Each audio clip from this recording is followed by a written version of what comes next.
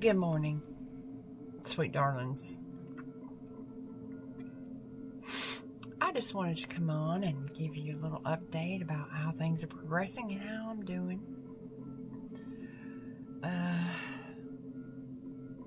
With this methadone detox and with just having been forced into it by being placed in the county detention center, county jail, for 45 days. 90 days, 2 for 1, so 45.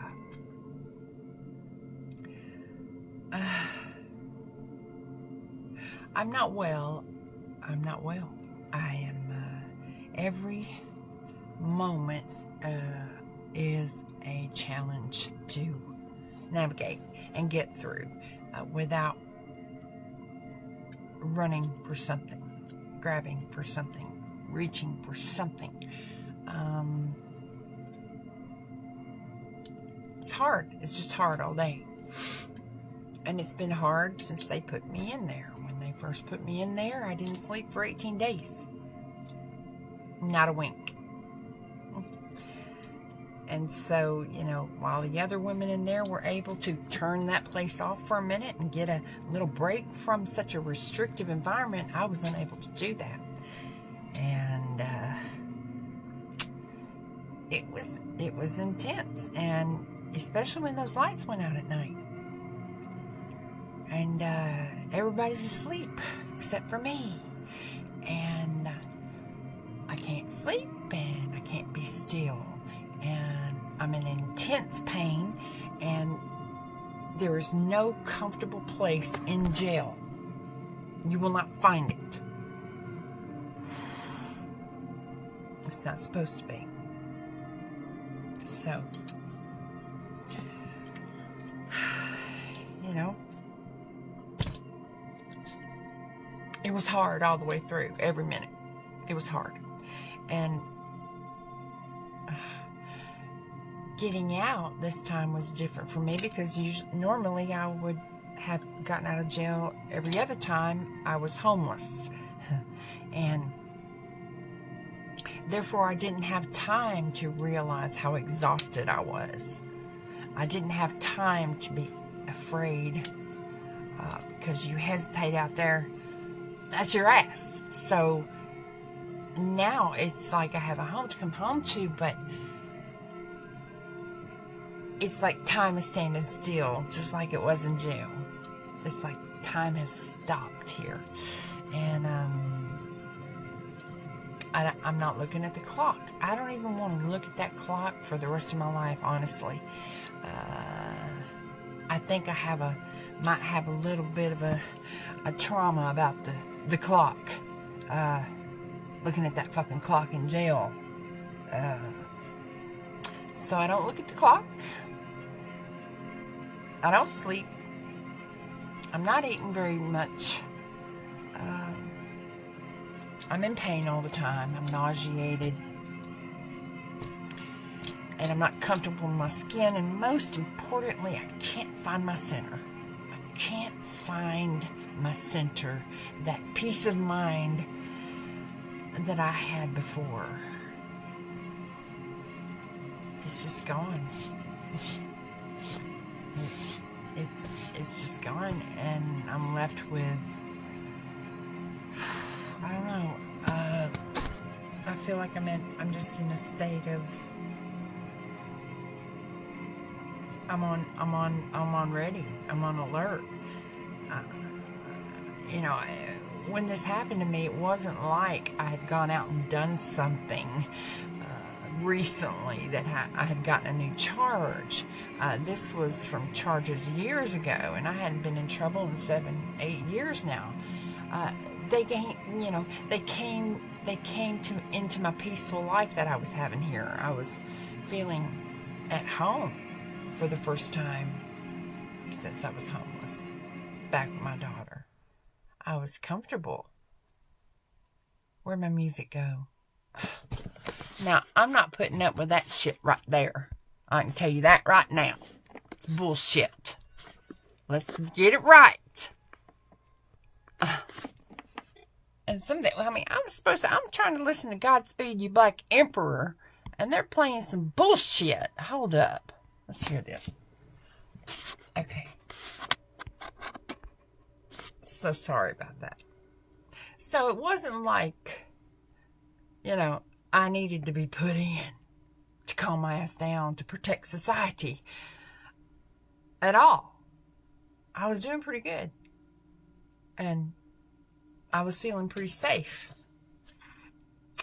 which is not smart. And I know that. No matter how many times people have told me within the last decade, it's okay to unpack. You can unpack your things. Relax, be at home, just chill. No matter how many times people have said that to me. I know for an absolute fact that shit is not true. And that at any moment, you can be forced out.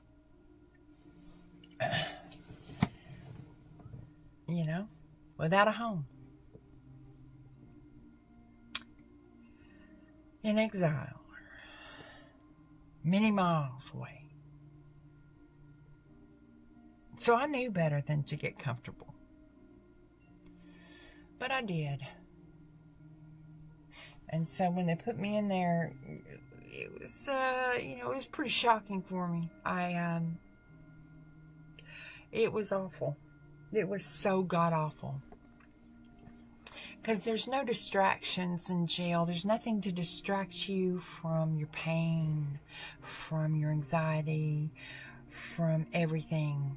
There's nothing in there except you, and hard surfaces. And not much else.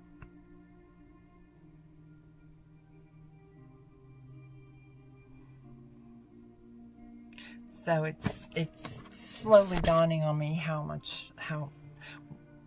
traumatic it was for me. Shocking. Just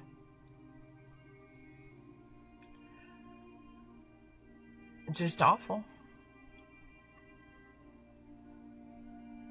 And knowing that somebody, one of my enemies, because I got many, gave him my address, found out where I was,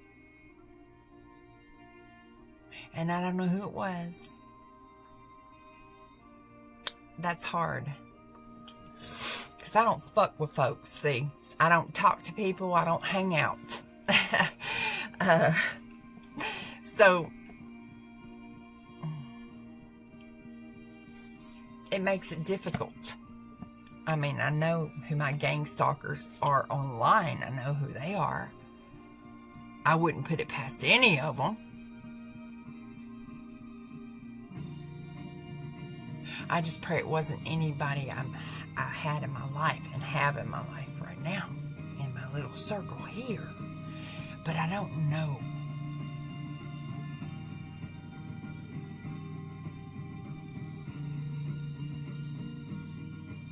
So,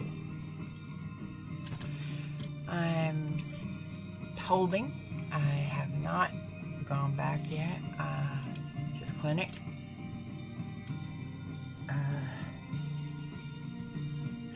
And I am just listening to music and to God and to Jesus, and I'm talking to him a lot, and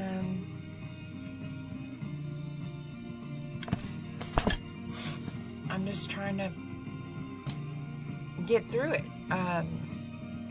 Methadone detox is hard because it goes on for months and months. And you feel crazy. You feel sleep deprived. You are losing weight because you don't have an appetite anymore. You're sick. You're nauseated. Sometimes you're doing other things to kind of get through that you probably shouldn't be doing because, goddamn, it's fucking hard being sick all the fucking time. Just want a little relief. Just a little minute. which is why I went to the methadone clinic in the fucking first place, frankly. Was to keep me from doing all that other shit that I was doing. I don't want to go back to that life at all. So it's kind of put me in a little bit of a spot, frankly.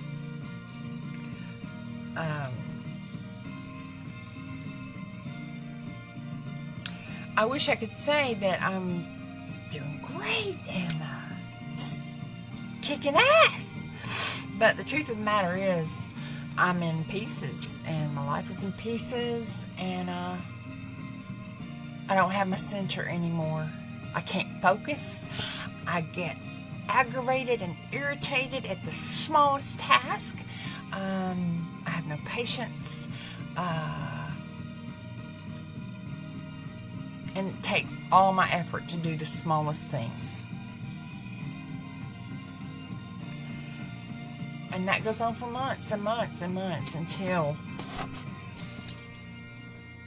it's almost unnoticeable when you finally do get to a point in the future where you are actually past it. Because you are so fucking used to it. I've been through a lot of stuff in my life. A lot. It's just been a whole lot. Okay? So, I'm not Jesus. I'm not a ninja. I'm not a superwoman, Wonder Woman. None of that. I'm a human being. And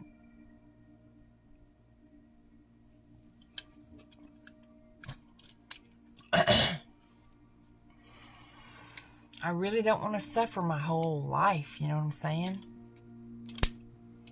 And let me tell you, what am I? Let's see. I'm 16 years away from being 70. I really don't want to be unhappy and suffering physically all my life, you know? I don't.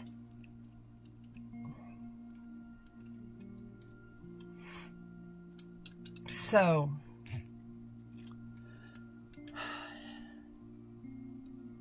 I ain't making any promises.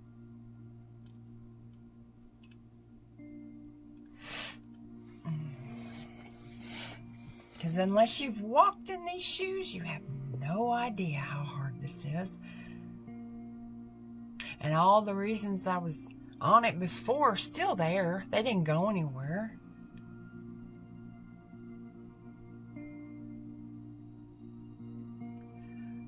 And I want to have a life. I want to function.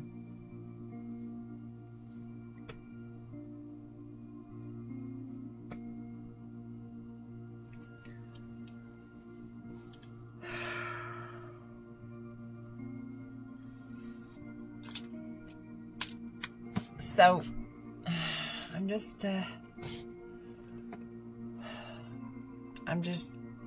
hanging on. I'm bare knuckling it every day. And, so far, I haven't gone back. And, so that's where I'm at. And,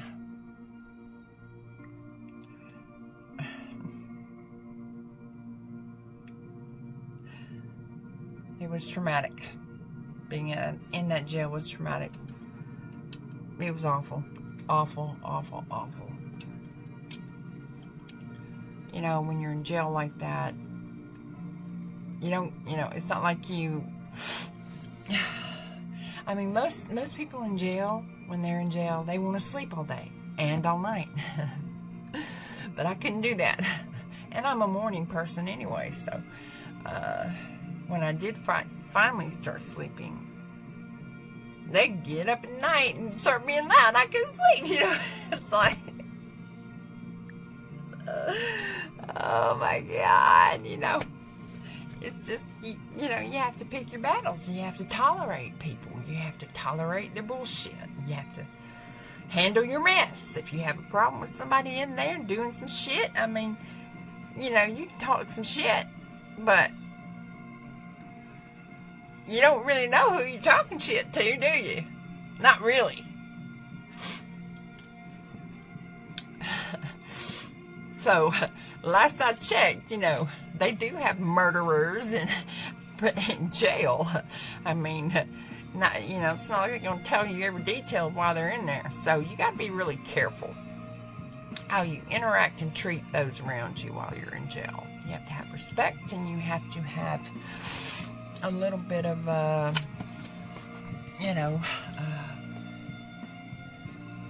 grit in order to deal with people. Because you don't want to let people run over you neither. That you don't want either. You can't be too tough, but you can't be weak. You gotta be somewhere on that line in the middle.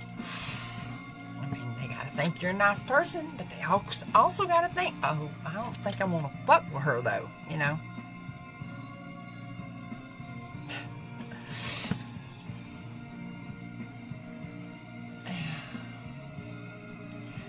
So I've been very blessed during all my incarcerations in the last 10 years. Nobody's ever tried to fuck with me. And I'm thankful for that. I'm real thankful for that. And I ain't fucking with nobody. I don't fuck with nobody.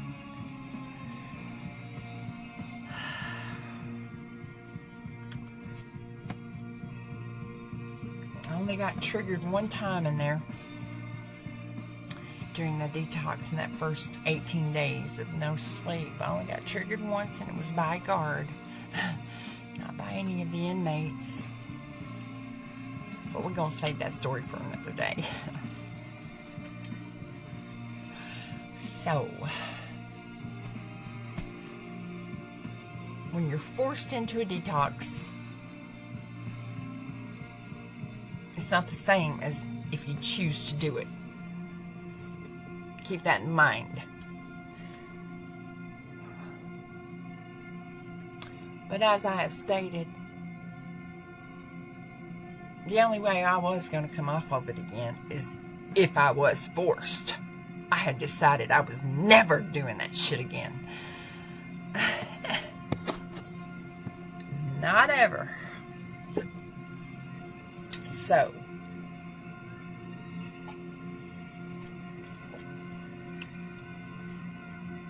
perhaps God has a plan. Perhaps God wants me this raw. Perhaps God wants me this clear in my mind and with a total intolerance to bullshit. That's what I feel like. I feel completely raw, like an animal, almost feral, and very close to the veil. Like I have 1 foot in each world. And I can't take no bullshit. I can't talk small, and if you see me coming, don't waste my time. Basically. So like I said, I'm just holding and I'm staying by myself. I'm trying not to be around many people. Sometimes they come and drop food on my porch and run. And I do really appreciate that.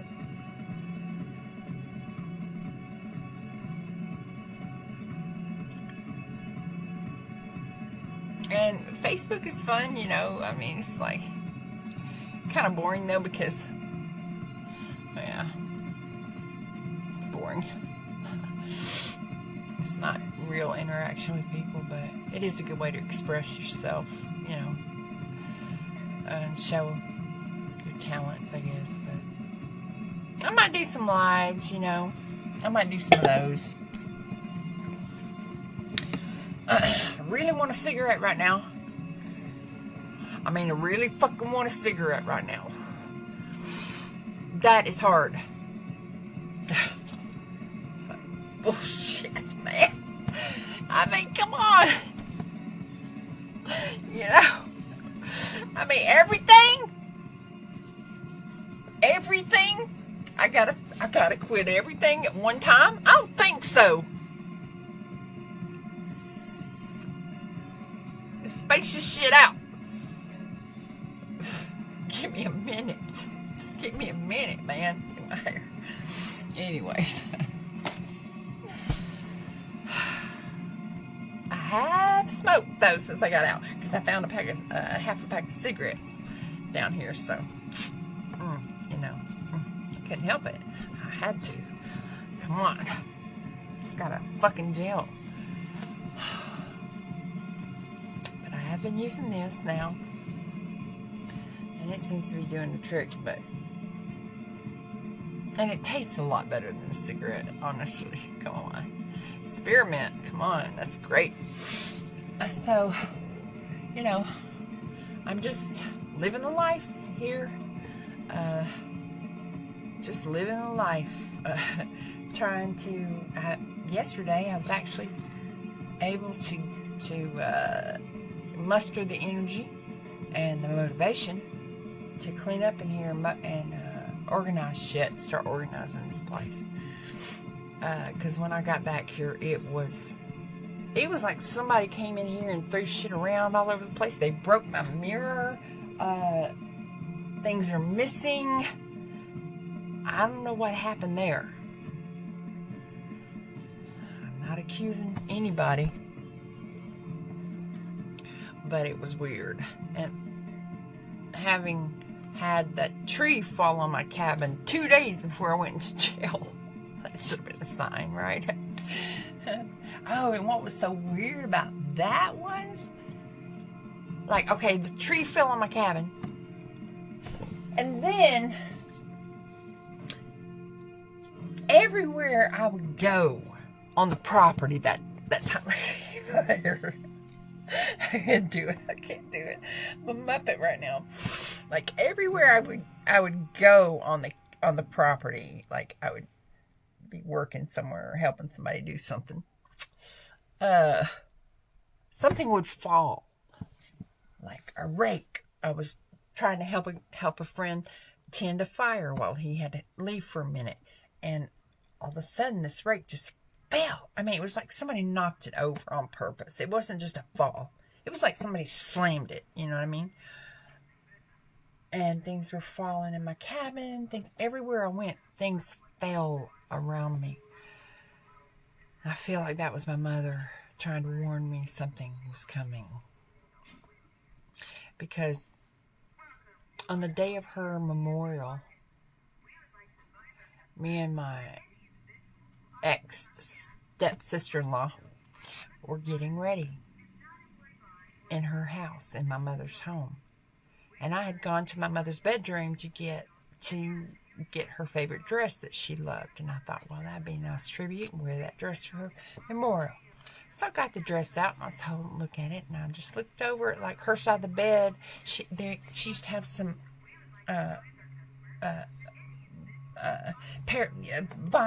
blinds that hung straight down right there by the sliding glass door.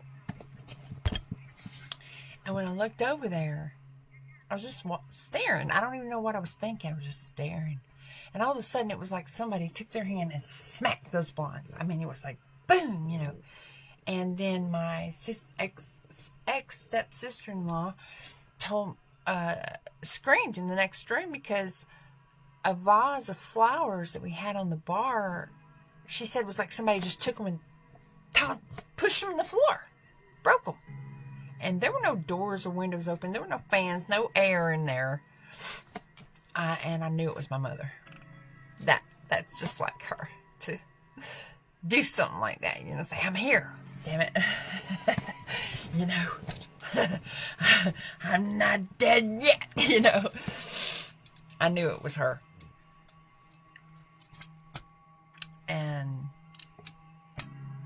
I should have known it was her that just before I came into jail. I should have known she was trying to warn me. That little girl, some shit's coming. There's an off-scheduled train coming 2 miles out. is fixing to crash your ass. We gotta start listening, you know. We gotta start paying attention to these things and the signs that our Holy Spirit knows is real, but we are conditioned to think otherwise. To think is, oh, I'm just being paranoid. There's no such thing. It means nothing. Right? It means nothing. Okay. Well, I got a few words to say about that.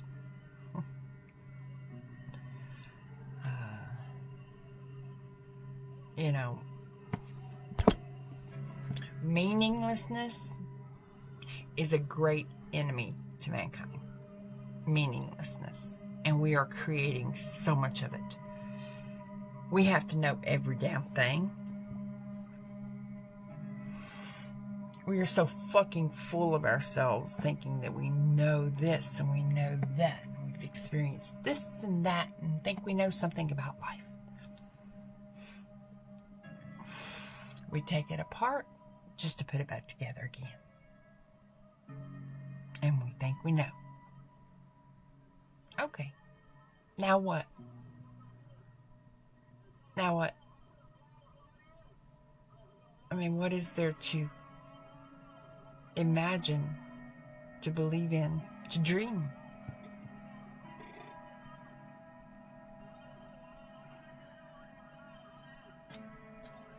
Because, quite frankly, without belief, you don't have faith. And without faith, you don't have hope. Now, how important is it? Hope. Without hope, you're dead in the water. You're dead in the water.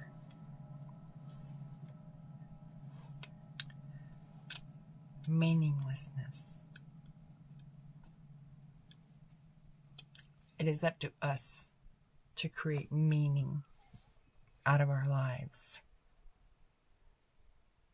But we lean on our own limited conscious awareness.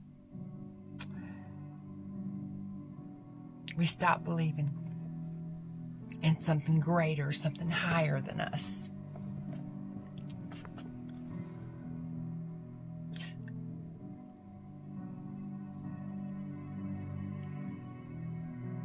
And we get lost in the forest. We are lost children in the wilderness because we don't see past the nose on our face because we are so focused on self. And we don't see the breadcrumbs God has put out for us because we're so focused here that we don't see the signs and we don't listen. And we are just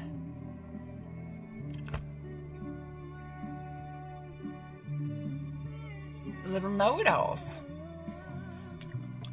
We're these little intellectuals, and to believe in God is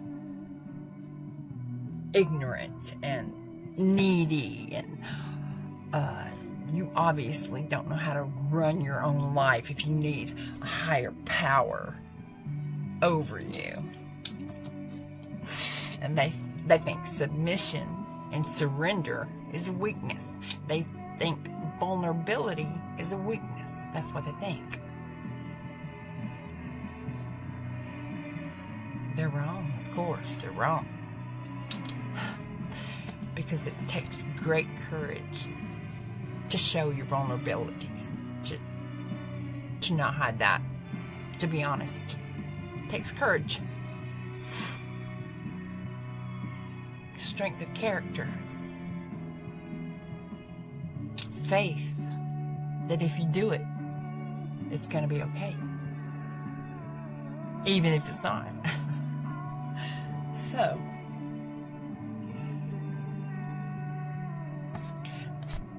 we gotta keep creating meaning in our own lives and the lives of other people, and support them in whatever ways we can. You know, nobody can walk this walk for me. Nobody can take it from me or do it for me. And I can't drink enough liquor to make it stop. You know, I mean, methadone is the top monster of the whole game. Okay? And there's nothing beyond that. Not even fentanyl. And I've been on that too.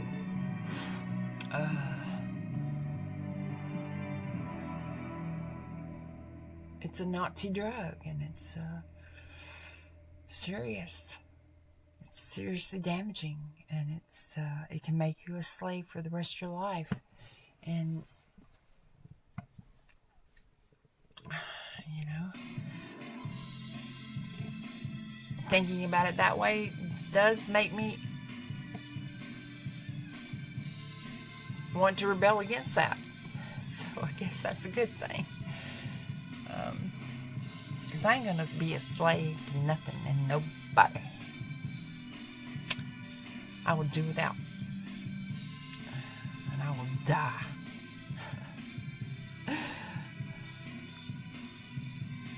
So,